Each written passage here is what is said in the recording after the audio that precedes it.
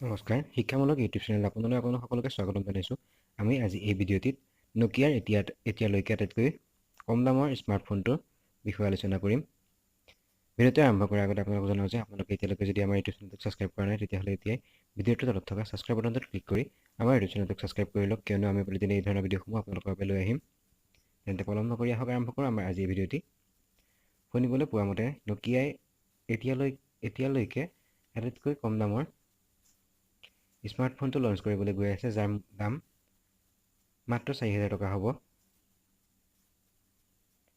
যাৰ নামটো হ'ব নকিয়া এজ।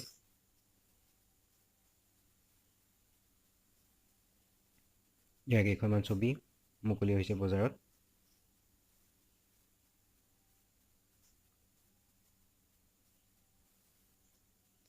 ইয়াত থাকিব 13 মেগাপিক্সেল প্লাছ 13 মেগাপিক্সেলৰ ফ্ৰণ্ট কেমেৰা আৰু 13 মেগাপিক্সেল প্লাছ 13 মেগাপিক্সেলৰ বেক কেমেৰা আৰু 20 মেগাপিক্সেলৰ চেলফি কেমেৰা থাকিব লগত, আৰু ৮,০০০ mAhৰ এটা ভাল বেটেৰী থাকিব লগতে 4GB ৰেম আৰু 64GB ষ্ট'ৰেজ থাকিব, যাক আপুনি 128GB লৈকে বঢ়াব পাৰিব।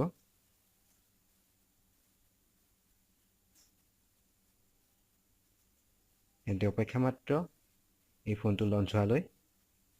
এই ফোনটো লঞ্চ হ'লে আমি আপোনালোকক পুনৰ আপডেট দিম। তেন্তে প্ৰিয় বন্ধু বান্ধৱীসকল, আজিলৈ এই ভিডিঅ'টো ইমানেই। ভিডিঅ'টো চাই যদি ভাল পাইছে তেতিয়াহ'লে লাইক আৰু শ্বেয়াৰ কৰিবলৈ নাপাহৰিব। লগতে এনেধৰণৰ ভিডিঅ'সমূহ চাবৰ বাবে আমাৰ ইউটিউব চেনেলটোক এতিয়া ছাবস্ক্ৰাইব কৰি লওক, কিয়নো আমি প্ৰতিদিনে এই ধৰণৰ ভিডিঅ'সমূহ আপোনালোকৰ বাবে লৈ আহোঁ। ধন্যবাদ। জয় অসম।